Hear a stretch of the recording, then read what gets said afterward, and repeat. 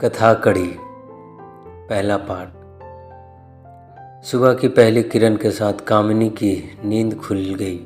उसने आंखें मिचमिचाकर उन्हें श्यामल उजाले में देखने का अभ्यस्त किया। बाहों को सिर के ऊपर तानकर पैरों को लंबा खींच शरीर की जकड़न को दूर किया और बाएं करवट लेट कर बगल में सो रहे मुकुल को निहारा। गहरी नींद में दोनों बाजुओं को सीने पर बांधे, होंठों को थोड़ा सा खोले सोता हुआ मुकुल बेहद मासूम लग रहा था।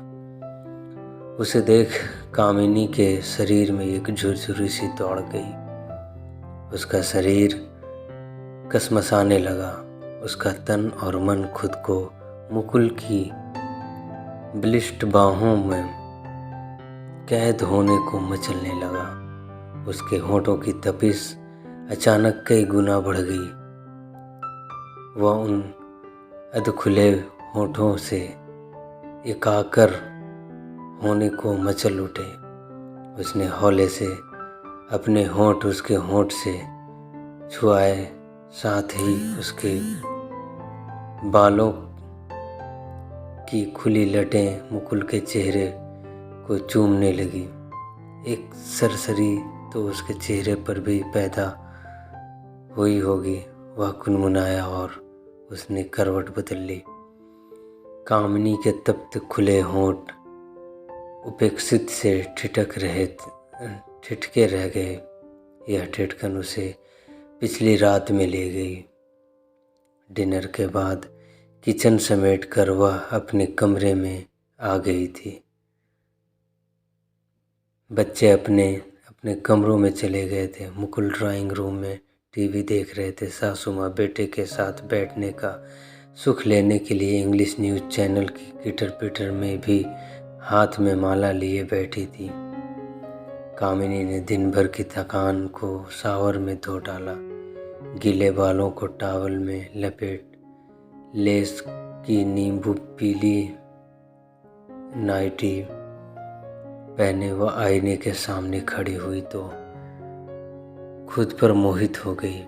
गोरा चंपई रंग, बड़ी बड़ी आँखें, थोड़ी छोटी लेकिन तीखी नाक, भरे भरे होंठ जो दबे छुपे शरीर में उठने वाली हर लहर पर लरसते हैं।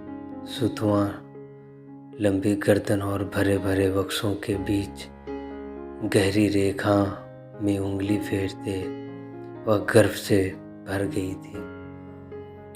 बहुत खूबसूरत हो तुम। क्या किसी को इतना खूबसूरत होना चाहिए? उसने आईने में नजर आने वाली गहरी काली आंखों में झांकते हुए पूछा था